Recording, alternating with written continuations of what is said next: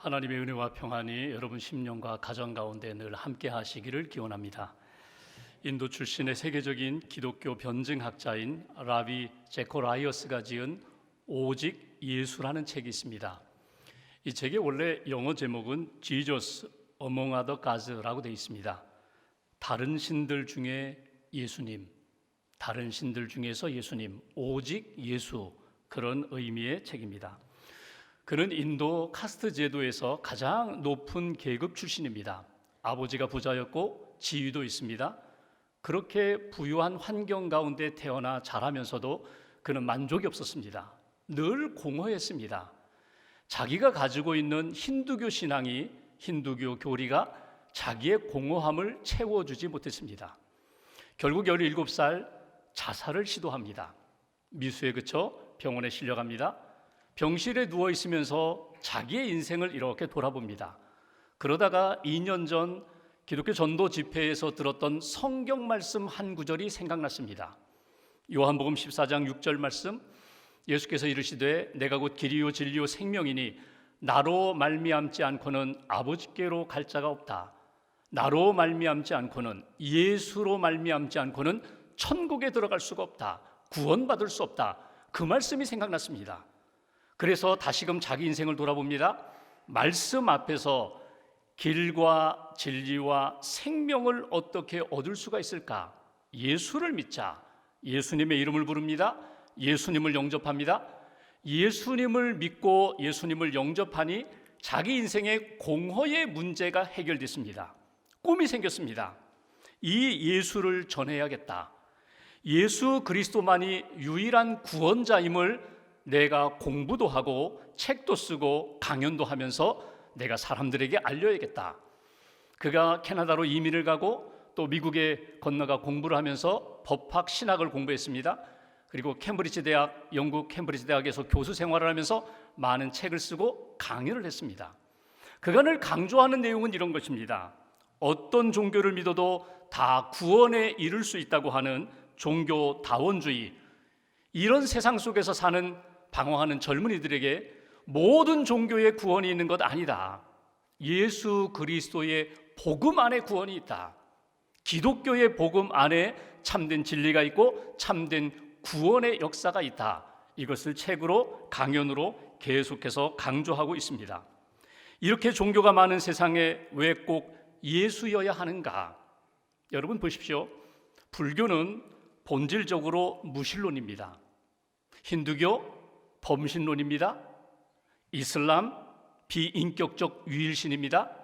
기독교 인격적인 하나님을 믿고 이 땅에 예수님을 보내주셔서 예수로 구원받게 하신 인격적인 유신론입니다. 기독교의 복음 안에서 구원의 역사를 찾으라는 것입니다. 종교다원주의, 상대주의의 가장 최고의 덕목은 무엇인가? 관용입니다. 서로의 신앙, 서로의 가치, 서로의 믿음을 존중해 주자. 관용하는 것입니다. 이렇게 관용했더니 가장 중요한 진리를 잃어버리게 되었다는 것입니다. 다시 복음으로, 다시 진리로, 예수 그리스도의 믿음으로 돌아와야 된다. 이렇게 강조하는 것이 그의 주장입니다. 그런 사람들에게, 그리고 오늘 우리에게 이렇게 질문을 던집니다. 내가 만든 신을 믿을 것인가? 아니면 나를 만드신 신 하나님을 믿을 것인가? 여러분은 무엇을 선택하겠습니까? 내가 만든 신을 믿고 살 것인가? 아니면 나를 만드신 신 하나님을 믿고 살 것인가? 여러분은 왜 기독교를 선택하셨습니까? 예수님에 대한 여러분의 신앙 고백은 무엇입니까? 우리가 사도행전 4장 말씀을 보게 됩니다. 베드로와 요한이 성전에 기도하러 올라갑니다. 한 사람을 주목하여 보게 됩니다. 나면서부터 한 번도 걷지 못한 사람, 성령의 감동을 받게 됩니다. 그리고 그에게 이야기합니다. 은과 금은 내게 없지만 내게 있는 이것, 나사렛 예수 그리스도의 이름으로 일어나 걸으라. 그의 오른손을 붙잡고 일으켰더니 그가 벌떡 일어납니다. 성전에 들어가 찬양을 합니다. 소문이 쫙 퍼졌습니다. 그것이 종교 지도자들의 귀에까지 들어갑니다. 그리고 불편합니다. 예수 얘기하지 말라는 것입니다. 예수 부활 이야기하지 말라는 것입니다. 그리고 베드로와 사도들을 붙잡습니다. 그리고 신문을 합니다. 그들이 묻습니다. 7절에 보면 너희가 무슨 권세와 누구의 이름으로 이 일을 행하였느냐? 도대체 무슨 권세, 누구의 이름으로 이런 일을 했느냐고. 성령 충만한 베드로가 9절에 보면은 이렇게 이야기합니다. 이 사람이 어떻게 구원을 받았느냐고 질문을 한다면, 이 사람이 어떻게 치유를 받았고 이 사람이 어떻게 새 사람이 되었고 구원을 받았느냐고 내게 질문을 한다면 나는 이렇게 답변하리라. 이것이 오늘 10절, 11절, 12절에 나오는 베드로의 신앙 고백, 그리고 베드로의 선포, 설교의 내용입니다. 오늘 베드로의 신앙 고백과 그 설교를 통하여 오늘 저와 여러분들에게 주시는 하나님의 마음, 말씀이 무엇일까? 본문 10절 말씀을 다시 봉독하겠습니다. 10절 한 절을 함께 봉독합니다. 너희와 모든 이스라엘 백성들은 알라. 너희가 십자가에 못 박고 하나님이 죽은 자 가운데서 살리신 나사렛 예수 그리스도의 이름으로 이 사람이 건강하게 되어 너희 앞에 섰느니라. 아멘. 여기 10절에 보시면 베드로가 이렇게 강조합니다. 너희가 예수를 십자가에 못 박았다. 너희가 죄인이라는 것입니다. 종교 지도자들, 유대인들, 너희가 죄인이다. 그 죽은 예수를 하나님이 살리셨다. 그 하나님이 살리신 그 믿음을 가진 우리들, 여기 40년 동안 한 번도 걷지 못한 이 사람이 치유받고 고침받은 것은 내 능력이 아니다. 베드로 자신의 능력이 아니라는 것입니다. 이건 전적으로 예수의 이름으로 치유된 것이다. 하나님의 은혜와 능력으로 나타난 것이다. 예수님의 이름으로 나아갈 때에, 예수님의 이름을 붙잡고 예수님을 믿을 때 우리의 인생 많은 문제들이 오늘 이 사건처럼 해결함을 받게 된다. 이것이 오늘 베드로의 선포입니다. 여러분, 누군가 여러분에게 무슨 권세로 살아가십니까? 누구의 이름을 붙잡고 누구의 이름을 위하여 살아가십니까? 이렇게 질문한다면 오늘 베드로의 이 신앙 고백이 곧 우리의 고백이 되어야 합니다. 나는 예수님을 믿고 삽니다. 예수님의 이름을 믿고 의지할 때 내 인생의 모든 문제가 해결됩니다. 이것이 오늘 우리가 붙들어야 할 첫 번째 메시지입니다. 예수님의 이름으로 내 인생의 크고 작은 많은 문제들이 온전하게 해결함을 받는다. 여러분, 하나님은 우리가 죄 가운데 머무는 것 원하지 않습니다. 고통 가운데 신음하는 것 원하지 않습니다. 그리고 어둠 가운데, 갈등 가운데, 아픔과 상처 가운데 머무는 것 원하지 않습니다. 그래서 예수님을 이 땅에 보내셨습니다. 죄의 문제, 죽음의 문제, 갈등의 문제, 그리고 이 땅에서 두려움과 불안 가운데 사는 우리 인생에게 온전히 구원을 선물로 주시기 위하여 예수님을 이 땅에 보내주셨습니다. 예수님이 치유자가 되시고 예수님이 내 인생의 근본적인 해법이 되고 해결자가 된다는 것, 이것이 우리가 믿고 있는 내용입니다. 오늘 우리가 예수님의 이름으로 나아가야 한다, 예수님을 믿고 예수님을 붙잡고 예수님의 이름으로 살아야 한다는 것은 무엇입니까? 예수님이 우리의 믿음의 주인이 되신다는 거예요. 여러분, 예수님을 어떻게 믿으세요? 무엇을 믿으세요? 예수님을 믿고 예수님의 이름을 믿는다는 것은 곧 예수님이 나를 위하여 십자가에 달려 돌아가셨다는 것을 믿는 거예요. 여러분, 인생에 많은 어려움들이 있어요. 질병도 있고 경제적인 어려움도 있고 사람들과의 관계도 있고 또 인생의 주기마다 겪게 되는 많은 고난들이 있거든요. 근데 이 모든 문제들, 모든 갈등과 아픔들을 추리면 마지막에는 딱 두 가지에 부딪히게 됩니다. 하나는 죄의 문제고 또 하나는 죽음의 문제예요. 다른 것들은 다 지나가요. 그냥 넘어갈 수 있어요. 근데 마지막에 죄의 문제, 죽음의 문제는 우리가 아무리 힘쓰고 애써도 해결이 되지 않아요. 근데 하나님이 어떻게 하셨다고요? 예수님을 이 땅에 보내주시고 내가 감당해야 할, 내가 받아야 할 죄값을 예수님이 십자가에서 치르심으로 우리의 죄를 해결해 주셨다는 거예요. 죄의 문제를 해결해 주셨다는 거예요. 죽음의 문제를 예수님이 십자가 지심으로 우리에게 다시금 새 생명 주시는 역사로 해결해 주셨다. 예수님을 믿는다는 것은 예수님의 십자가의 복음을 믿는다는 것입니다. 내가 죽어야 할 자리에 예수님이 십자가에 달려 돌아가심으로 그 큰 사랑과 은혜 가운데 내가 새 생명을 얻었습니다. 그리고 예수님이 부활하심으로 우리에게 산 소망을 주셨습니다. 구원해 주셨을 뿐만 아니라 영생을 선물로 주셨습니다. 부활을 약속해 주셨습니다. 그래서 오늘도 우리는 예수님이 초청하신 것처럼 수고하고 무거운 짐진 자들 다 내게로 오라, 내가 너희를 쉬게 하리라. 내가 너에게 생명을 주리라, 내가 너의 인생의 문제를 해결해 주리라. 그 초청의 말씀을 듣고 다시금 주님 앞에 나와 내 문제를 쏟아놓고 예수님의 이름으로 하나님 앞에 기도하고 간청하는 거거든요. 예수님은 우리의 문제를 외면하지 않으시고 오늘 기도하는 모든 사람들, 믿음으로 예수님의 이름을 붙잡는 사람들에게 근본적으로 해결해 주시는 하나님의 아들 되신다, 구원자가 되신다, 이것을 믿고 그 예수님의 이름으로 살라고 오늘 말씀은 우리에게 강조하고 있습니다. 예수님의 이름을 믿는 자, 육신적인 문제뿐만 아니라 마음의 상처, 과거의 문제, 그리고 영적인 문제, 과거의 문제뿐만 아니라 오늘과 미래에 우리가 만날 문제까지도 하나님이 예수님을 통하여 온전히 해결해 주셨음을 믿고 살아가는 것, 이것이 하나님으로부터 받은 은혜요 선물이라는 것. 여러분, 예수님의 이름을 고백하는 것, 여러분 쉽게 생각하지 마세요. 이거 너무나 귀한 일입니다. 내가 예수님의 이름으로 기도하는 것, 예수님을 믿는다고 신앙을 고백하는 것, 이 안에 내 삶의 변화뿐만 아니라 이 고백으로 나아갈 때 내 주변에 있는 사람들에게도 영적인 진동, 영적인 울림이 나타나게 된다는 거예요. 토니 캄폴러라는 유명한 목사님이 계세요.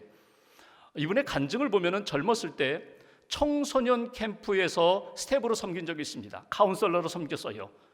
그때 경험했던 잊지 못할 사건 하나가 있는데 10대 청소년들이 여름에 한 일주일, 2주일 캠프에 모였어요. 크리스찬 캠프예요. 찬양도 하고 말씀도 듣고 액티비티 활동도 하면서 그렇게 보내는 캠프에서 한 청소년이 그 캠프에 참여했습니다. 바로 빌리라는 학생이에요. 이 학생은 뇌성마비를 앓아서 장애를 가지고 있습니다. 그러니까 몸도 불편합니다. 말 한마디 하려면 온몸을 다 움직여야 겨우 한 단어 나올 정도로 그렇게 말하기도 불편한 그런 학생이에요. 다들 처음 만났어요. 그러니까 빌리라는 학생을 처음 만났을 때 처음에는 이렇게 도와주고 조금 친해지니까 빌리가 말하는 그 모습이 그 어린 학생들 눈에는 재밌어 보였던 것 같아요. 그러니까 흉내를 냅니다. 놀리기도 해요. 매일 저녁마다 기도회 모임을 하고 이제 돌아가면서 한 사람씩 기도회를 인도하는데 그날 저녁에 학생들이 오늘은 빌리가 했으면 좋겠어요. 빌리가 오늘 기도회를 인도하면 좋겠어요. 설교도 하고 간증도 하면 좋겠어요. 사실 놀리는 동기거든요. 한번 어떻게 이야기하는지 구경해보자. 빌리가 강단에 섰습니다. 그리고 그가 딱 두 문장을 말했어요. 예수님이 나를 사랑하십니다. 나도 예수님을 사랑합니다. 이 두 문장을 말하는데 3분이 걸렸어요. 빌리가 어떻게 말하는지 흉내내고자, 빌리가 말하는지 어떻게 말하는지 조롱하고자 빌리를 세웠는데 빌리의 이 두 문장을 들으며 예수님이 나를 사랑하십니다. 나도 예수님을 사랑합니다. 온 몸을 그렇게 비틀면서 한마디 한마디 하는 그 빌리의 고백에 거기 참여했던 청소년들이 정말 숨을 죽이면서 그 고백을 자기의 고백으로 받아들였다는 거예요. 예수님이 나를 사랑하시고 나도 예수님을 사랑합니다. 여러분, 이거면 다 되는 거예요. 예수님이 나를 사랑하셔서 나를 구원하셨습니다. 이 신앙 고백이면 내 삶에 일어난 모든 문제들 다 극복할 수 있다는 거예요. 다 수용할 수 있다는 거예요. 감당할 수 있다는 거예요. 오늘도 여러분에게 누군가 당신은 무슨 권세로 살아가십니까? 누구의 이름을 붙잡고 살아가십니까? 누구의 이름을 위하여 살아가십니까? 그렇게 묻는다면 나는 예수님을 붙잡고 살아갑니다. 예수님을 믿고 살아갑니다.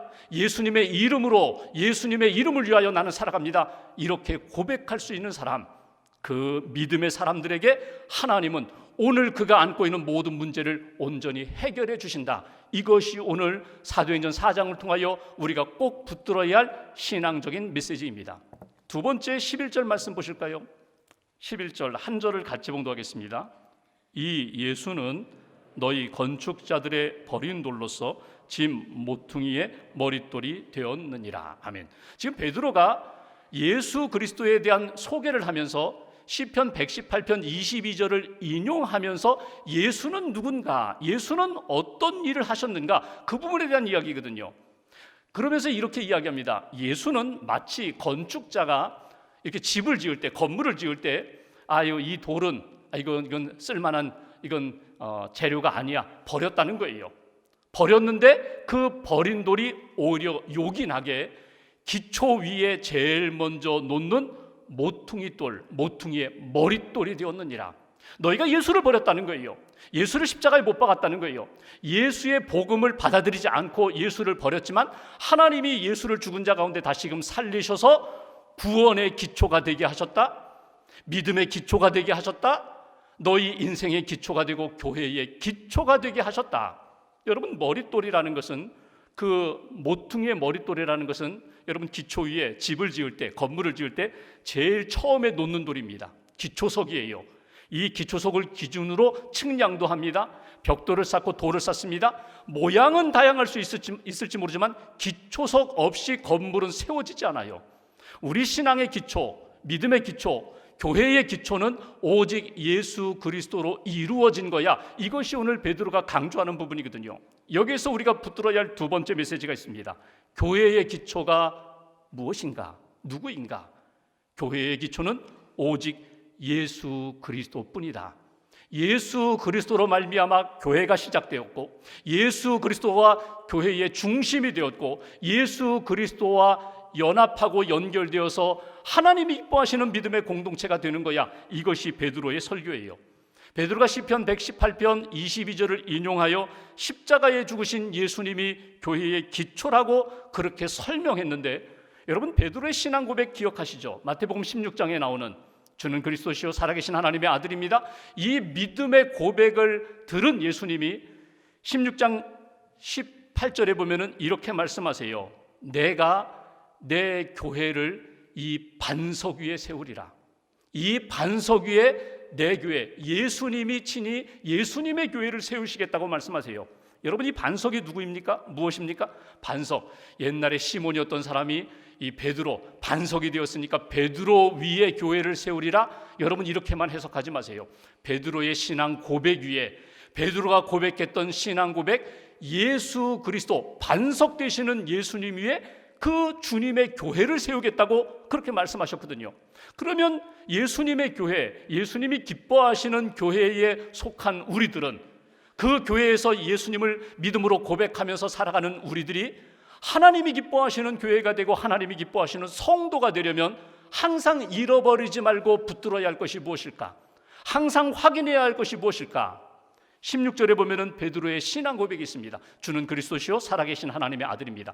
예수님이 나의 구원자가 되십니다. 예수님이 하나님의 아들 곧 하나님이 되십니다. 예수님으로 인하여 내가 구원받았고 내가 예수님 때문에 내가 살고 있습니다. 이 믿음의 고백을 잃어버리지 말라는 거예요.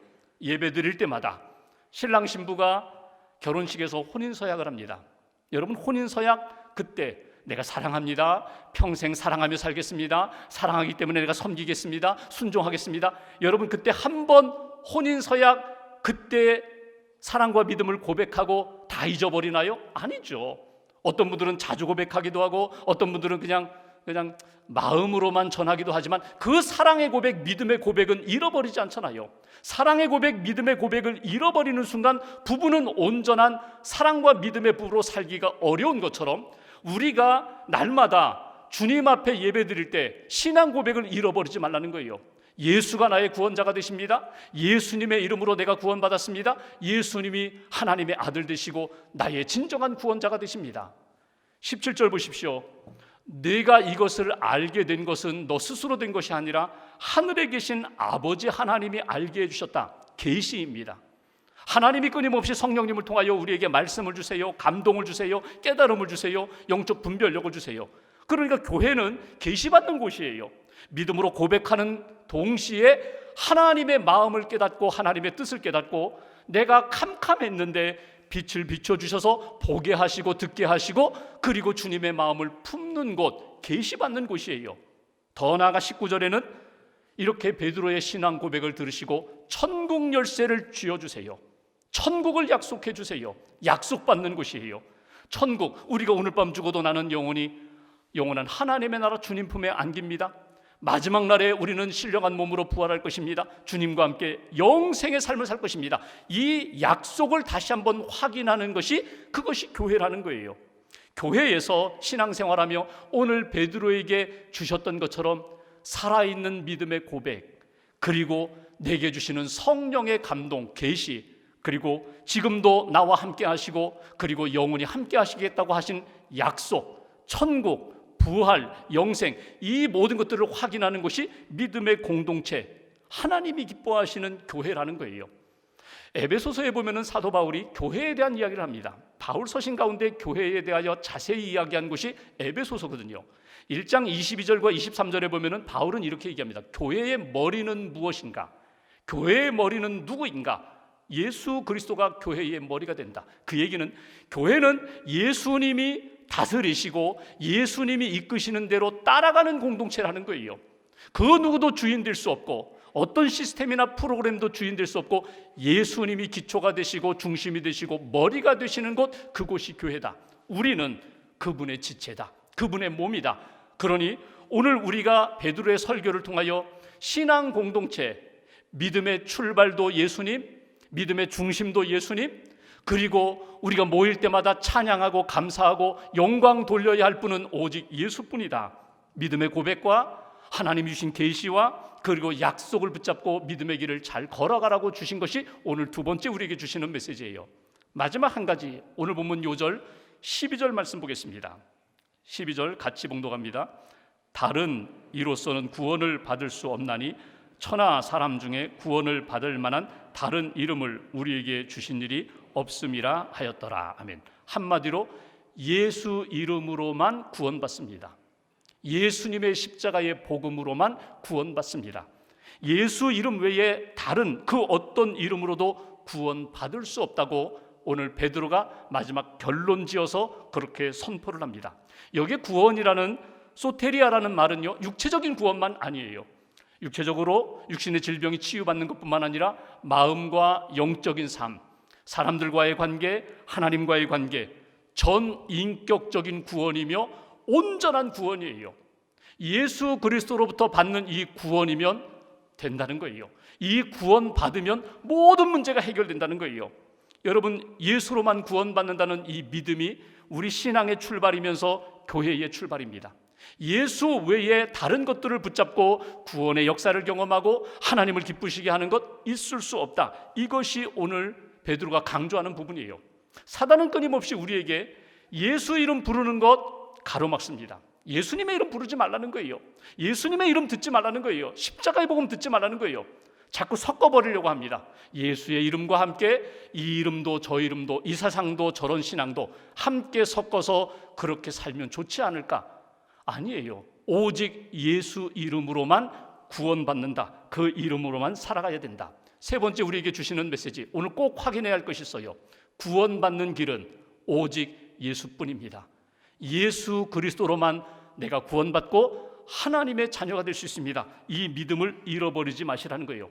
왜 예수 그리스도로만 구원받는가? 예수님이 우리의 죄를 대속하신 분이기 때문에, 예수님은 하나님이시기 때문에 온전한 구원을 이루실 수 있고, 그분은 우리와 같은 이 땅에 몸에 오셔서, 우리 같은 몸으로 오셔서 십자가를 온전히 지심으로 구원 사역, 죄사함의 사역을 이루신 분이기 때문에 그분으로만 구원받을 수 있습니다.